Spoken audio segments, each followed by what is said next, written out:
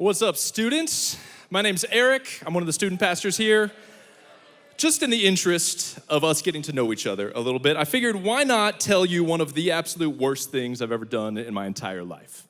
Like, of all the wicked, awful, selfish, horrible things I've ever done, and there are many, this is easily top 3. Like, it happened 20 years ago, still haunts me to this day. It was Halloween night.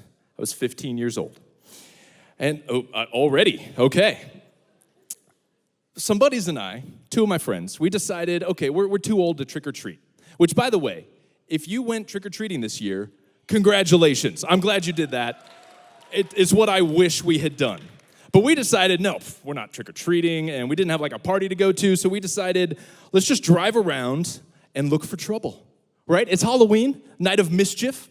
And these obviously were my bad idea friends, not my like, hey, let's go to camp and worship Jesus friends. These were the ones that you usually end up in the back of a cop car with. And so we set out for the night, and it starts like like we're doing some bad stuff. It's nothing crazy. Like we smashed some pumpkins. We made fun of a lot of people as we drove by. We stole a lot of traffic cones and redirected all the cars on one street through our friend's circular driveway. I see some of you thinking, and let me tell you, I promise you, if you try that, I am not bailing you out of jail. I refuse. I will pretend this conversation never took place.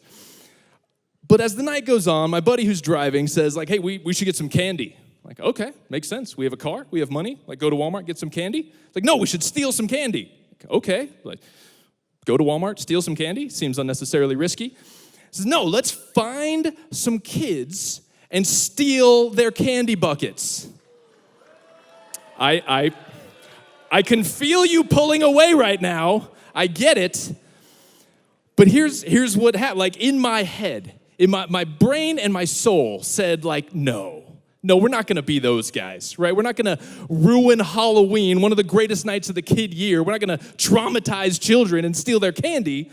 But what my mouth said was, yeah, because I was an idiot. And so we start driving slowly through this neighborhood looking for victims. And so, I'd never said that out loud before. We finally pull on the street. It's fairly dark, and it seems like there's nobody on it except for 3 boys who are about 10 or 11. They're the age of my oldest son right now, which makes me sick to think about. And so my buddy doesn't waste any time. He punches the gas on his 1979 Oldsmobile Cutlass Supreme. This is what we're rolling in. Straight up hoopty. It had this big, loud engine. He had 2 12s in the trunk. It is the scariest car that can roll up on a young boy on a dark Halloween night, second only to maybe like an ice cream truck full of clowns. And so we pull up, bail out of the car, run at these boys who instinctively run away from us, but their little legs can't carry them fast enough, and so we catch up really quickly. Each of us grabs one of the pillowcases that they had full of candy. They had worked all night long. We yank it out of their hands, jump in the car, and speed away. I want you to know, I can feel your hatred. Like, I feel it. It is deep in my soul. I feel that all across this valley, there are thousands of students who utterly hate me. I can see many of you sitting like, I am not listening to another word this man has to say. I get it. I understand it. I hate me too. But the reason I share my deepest shame with all of you is not because I like to alienate a crowd right at the beginning. I tell you that to prove a point that we all of us, everyone, all across the valley, we know that was wrong. I know that was wrong. The question I want to tackle tonight is, why do we know that that's wrong? I'm not trying to justify it, like it was wrong, but we all know that. And no matter where you stand on the issue of like God or the Bible, everybody in here knows that was wrong. The most hardcore atheist hears that story. It's like, oh bro, you need Jesus. It's true, I do. It's this question of morality. Like, what is right? What is wrong? How do we determine that, and how do we know? And this whole series, we've been trying to bring clarity to a few really big questions that everybody, whether you believe in God or not, has to answer for themselves. And so Dustin started us off talking about the question of origin, where did we come from? And then last week he talked about the question of purpose, why are we here? And tonight we're going to handle the third question, this question of morality. How do we know what is right and wrong? And all four of these questions sort of fit together like a puzzle. And we all have to answer them for ourselves because they form kind of this foundation for our faith. They form this thing we call a worldview. It's how you look at the world, how you make decisions, how you decide what you believe. And ultimately, for the Christian, it forms this foundation that when you're faced with someone who believes very differently than you, or asks you questions that seem really difficult to answer, this worldview is what helps you defend your faith and know for yourself, this is why I believe what I believe. And so for the Christian in here, I just hope that tonight, in the next few minutes, that it strengthens your faith a little bit, that it gives you some stuff to think about, that you're like, oh, I didn't know that before. I never thought of it that way. And for someone who's here who would not claim to be a Christian, first of all, so pumped that you're here. But I would hope that over the next couple minutes, I promise I'm not going to bash your point of view. I'm not going to be disrespectful in any way. But for the next few minutes, just listen and consider for yourself if what I'm saying makes sense, if it seems logical, if it seems true, and maybe gives you something to think about in a way you've never thought of it before. And so before we dig into this, I just feel like I need a reset from the confession of evil. Let's just say a quick little prayer, and then we'll tackle this question. God, I thank you so much that all across the valley there are students and coaches gathered for no other purpose than to worship you, to learn a bit about you, and to ultimately to grow closer to you. And God, I pray tonight that you would just give us open minds, give us soft hearts, and that ultimately we would leave here a little stronger in our faith, a little closer to you. And God, I pray that you would speak tonight, not me. And it's in Jesus' name I pray. Amen.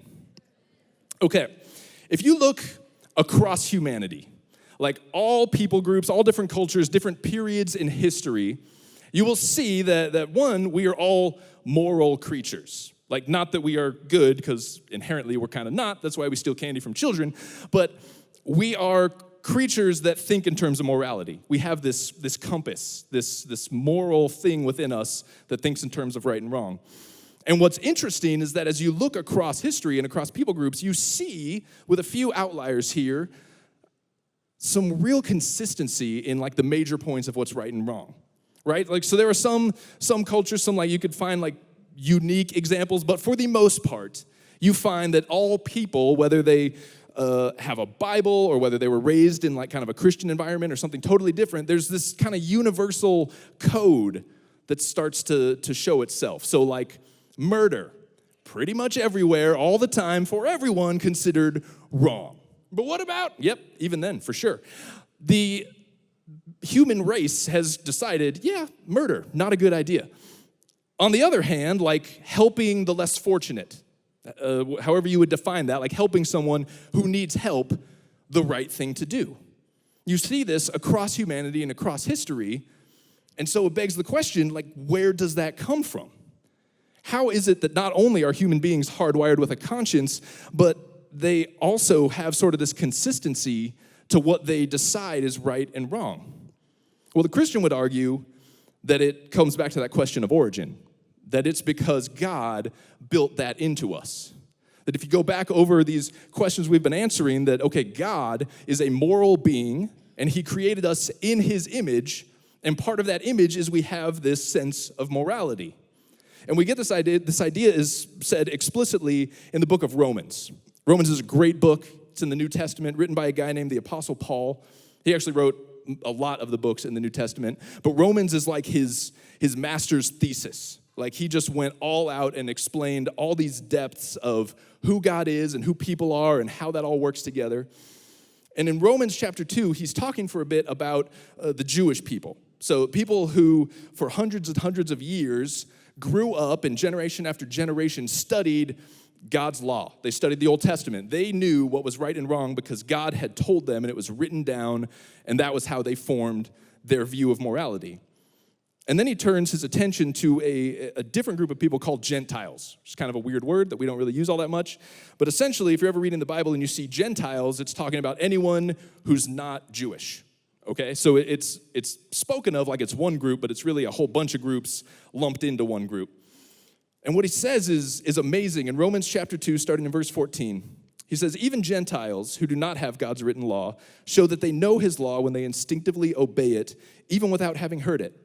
They demonstrate that God's law is written in their hearts, for their own conscience and thoughts either accuse them or tell them they are doing right. So what he says, essentially, is that these people who've never picked up a Bible, who in many cases have never heard of the God of the Bible, instinctively somehow they know what God says is right and wrong. Like it's just built into us, this conscience, and it's astounding. Like human beings being created in God's image are unique in that we have a conscience. Animals don't. If you don't believe me, get a puppy. Puppies, adorable, cute, yeah, wonderful, not a conscience, nowhere to be found. It's fresh on my mind because we have a new puppy, because honestly, my wife kind of tricked me. But we had a puppy. He grew up and became a non-puppy, so we got another puppy. And I try to like act all tough. I love our puppy. She's adorable. I think we have a picture of her. She's just the cutest. Oh, I know. Don't let her fool you. Not a conscience. And I should say that is a novelty-sized tennis ball. She's not like a 4-ounce dog with a regular-sized tennis ball. But that is Remy. And she has proven to be the hardest dog to potty train in the history of dogs. Like my first dog got it in 4 days. It did not take long. Little puppy comes home and he's like wiggly and like can't contain his bladder and he pees on the floor. And if you've never potty trained a dog, it sounds cruel, but it's not. It's fine. You yell at the dog. You get your big angry mean voice like, no, bad dog. And you grab him by the scruff of his neck and you point his nose at the pee, not in the pee. I'm not a psycho, but at the pee so he knows like that's why you're in trouble. And you throw him outside. Not throw, you lead him outside. And then he figures it out. Like after a few times, he's like, well, that was remarkably unpleasant. I think I'm just gonna pee out here now. Problem solved, everybody wins. Remy, on the other hand, she knows she's got to figure it out because this doesn't happen all the time, but just every now and then, she has an accident. And I say accident because that's what you call it. It's very much a totally on purpose. She will sit there and make deep eye contact with me. Deep, soul-searching eye contact. And it looks like she's sitting, staring at me. Because this is, just full disclosure, first girl dog I've ever owned. And for a lady dog, sitting and peeing look identical because, science. And so she's sitting there looking at me, and I'm like, oh, hey, freaking me out. Why are you looking at me? Hey, sweetie, what's going on? And then she walks away, leaving the puddle of pee. And so I'm like, she makes me sound like Joe Pesci from Home Alone. If you don't get that reference or recognize that picture, do yourself a favor, go home tonight, watch the 1990 holiday classic, Home Alone. It's on Disney+. It will revolutionize Christmas for you. Oh, big fans of Disney+, okay. Anyway, she makes me sound like that guy, and I get up, and I do the drill. I yell at her. I point her nose, and they're like, no, you stop doing this, and I throw her outside. And a few minutes later, she comes back. And is she remorseful? Is she guilty? Does she come back with this look of contrition and like, oh, Father, I'm so sorry. I have done wrong. Here's a dead bird as a peace offering. She doesn't care. I open the door. She gallops in. She bites my other dog in the face, and she steals my spot on the couch. She's a sociopath. I don't know how else to explain it. Animals do not have a conscience. And I know I'm just talking about puppies, but look across the line. They can have personality, they can learn things, but when you're yelling at a dog and it has that like guilty look, that's not guilty like, oh, I did bad. That's like, please stop yelling at me. That's all he's thinking. Human beings, on the other hand, have a conscience. You can't deny. We think in terms of right and wrong. We have this thing in us, no matter what our upbringing, no matter what our experience with God, we still have this thing that like, oh, that was wrong. I shouldn't have done that. And so how do you explain that from like an evolutionary perspective? If you look at all these questions that we're answering and you say like, nope, not a believer, I don't buy the whole God thing. If you pull God out of all the answers and you think, okay, well, origin, bunch of cells in like a stew of some sort, and then we eventually became this, okay. And then your question of purpose, by definition, kind of becomes like at its very base level, like, okay, survive. Like this is what there is. So stay alive, survive, pass your cells on to the next generation of cells, just survive. This question of morality then becomes very difficult to explain. Because on a cellular level, there's no right or wrong. Like, who can declare, yeah, this is actually fundamentally right, this is fundamentally wrong. So why do we feel that way if you take God out of the equation? Well, I did a bunch of reading and research trying to like brush up on this stuff because it's been a while since college and like studying this kind of thing. And I was trying to bring you like the freshest, most accurate information I could bring you. And it seems the prevailing theory, okay, the one that I most commonly ran into, I'm not saying it's the only answer. You might say, yeah, I don't believe in God and I have a different answer than this, but this is the one that I found the most frequently, was that what we experience as a conscience, that feeling of this is right or this is wrong, is really our highly evolved brains tricking us in a way into doing what is best for our species or our cells from a survival of the fittest standpoint. Makes sense? So it feels like a moral issue. It feels like, oh, that's right, or I feel bad when I do that. But the argument is that, well, that's really just like your cells kind of saying, hey, this is what's best to keep you alive. Which, okay, I can see that. That sounds logical. But when you start to like play that out, and you start to look at that kind of across humanity, that theory breaks down logically. Because think about this. The things that universally, whether you would call yourself a Christian or a believer in God or whatever, or not, the things that we all kind of consider the right thing to do are completely counter to what is actually best for you from a survival of the fittest standpoint. So you could say, take like a small example, like take some of your resources and give them away to a child in a country that you'll never meet so that he can have health care and education and a roof over his head, all these things that everyone, millions of people who don't believe in God would say, yes, that is the right thing to do. But that doesn't help you stay alive. In a very pragmatic sense, it actually reduces your ability to do that because you're taking some of your resources that are there to help keep you alive, to keep your cells on top, and now you're giving it to someone who is not going to affect your life in any real way, and so it actually goes against what is best for your cells. When you start to play this out, this kind of survival of the fittest thought process, it gets kind of dark and kind of selfish really quickly once you put it in the context of human beings and society. And so I would argue that logically speaking, take kind of faith out of the equation. When you just look at okay, what's the best explanation for this undeniable fact that we all have this sense of morality? I think the one that makes the most sense is that there is a God who is a moral being who created us in his image, and part of that image is this sense of morality. So why does any of this matter? I love an intellectual conversation as much as the next guy, but what do you go and do with this? How does this affect your life? The reality is that if the best explanation for morality is God, he invented it and put it into us, then he is also the only one with the authority to declare what is right and what is wrong. Because we like to define it ourselves.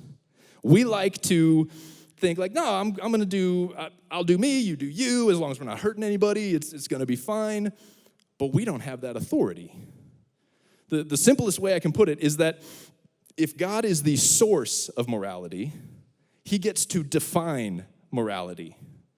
And just because something is uncomfortable or messes with your weekend plans or is suddenly socially unpopular, that doesn't change the fact that God's the only one who gets to decide what is right and what is wrong. And we like to try to combine answers. When we look at these big questions, we like to try to take them individually and say, I like this answer, I like that answer, and then I'm going to answer this one this way. But they all have to fit together. They have to cohere with one another if you want to actually lay a foundation you can build your life on. And so if you try to take I believe God created me, that's great, my purpose here is to worship him and glorify him and tell other people about him, and then you come to morality and you're that I don't really like him being in charge of what's right and wrong, so I'd rather do that, and I'll just do that. I'm a good person, and you do you, I do me, it'll be fine. That doesn't cohere. And when you find yourself with some sort of crisis of faith, which you will at some point, things start to crumble in a hurry. And can I say, like kind of as an aside, I know it's real popular to believe like, hey, you do you, I do me, I'm not hurting anyone, you're not hurting anyone, do what you want. I get it. It sounds like super freeing and like everyone can just kind of stay out of each other's way. When you think you're doing something that isn't hurting anybody, a lot of the time it is. Or you're now being involved in something that at some point hurt somebody. Or it doesn't seem like it's hurting them now, but years down the road you find out, oh, that actually did kind of hurt somebody. And if you find yourself doing something like, really, no, this only affects me. It truly is all about, it's just me. You are somebody. God cares very much if you hurt you. And frankly, you should too. You are wonderful and amazing, and God designed you exactly the way you are, and it kills him when you hurt you. And make no mistake, don't mishear me. This is not about like God is right and everyone's wrong and you should feel guilty. That's not the heart here at all. God did not put a conscience into us so that we would feel bad just for the sake of feeling bad. God hardwired us with a conscience so that we would turn away from things that hurt us, from things that hurt other people, and we would turn towards him. That we would be so aware of the fact that we desperately need grace and forgiveness. That there's nothing we can do to fix everything and make it all right and just make up for the bad stuff that we did, that we just realize, oh my gosh, there's nothing I can do. I need Jesus, or I'm just going to be stealing candy from kids for the rest of my life. Like that is why he put a conscience into each one of us, is to drive us towards our Savior, not to make us feel guilty. And so my challenge for everyone on every campus in here tonight is fairly simple, but it might look different for a few of you, is to have a conversation that you've been needing to have. For some of you, that's a conversation with God. Like there's some area in your life where you've been trying to talk yourself out of your conscience. Like you're in some thing, some habit, some relationship where something's going on, and you know deep in your gut, like this just isn't right. But you're trying to convince yourself, like, no, I'm not hurting anybody. It's going to be fine. It's no big deal. Maybe it's time this week that you finally get real with God and get real with yourself and say, God, I've been running the other direction.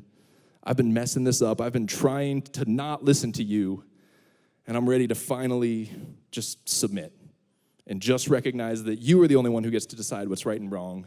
And I'm going to do my best to fall in line with that.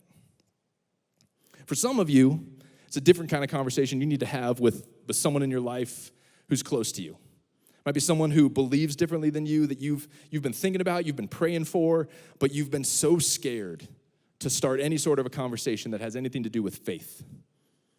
Like it has just, you know you should, and you feel this like, I want to reach out, but I don't have all the answers. What if they make me look dumb? What if I make Jesus look dumb? Like, what if I screw this up? I get that. I really do. But let me just try to encourage you not to let fear drive how you handle that relationship. Because to be honest, most of the time, a person who doesn't believe hasn't thought a whole lot more about why they don't believe than you have about why you do believe. And there are answers to be had. Students, the Christian faith is a reasonable, logical, very defensible belief system.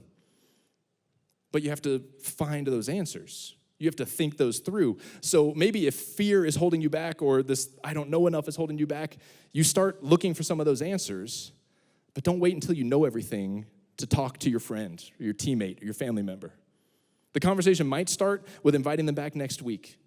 We're going to wrap up this series. We're going to handle this fourth question of destiny, like where do we go after we die, which I know sounds really heavy, but we'll try to have a little fun with it. We'll try to give you some stuff to chew on and to hang on to. But whatever conversation you need to have this week, have it. God is just waiting to have that conversation with you. You will probably be surprised how well your conversation with your friend goes when you finally just muster up the courage to have it. Let me pray for you guys, and then we'll get to our groups. God, I thank you so much for all of these students. God, I thank you for your word. I thank you that you hardwired us as moral creatures so that we would be drawn to you, God, and so that you could lead us away from things that hurt us, that hurt other people, and you could lead us to yourself, to your grace. God, I pray for all the conversations that need to happen this week. God, provide opportunities, provide wisdom, provide just humble hearts for all of us. God, we love you. Please just bless these times in our groups. It's in Jesus' name I pray. Amen.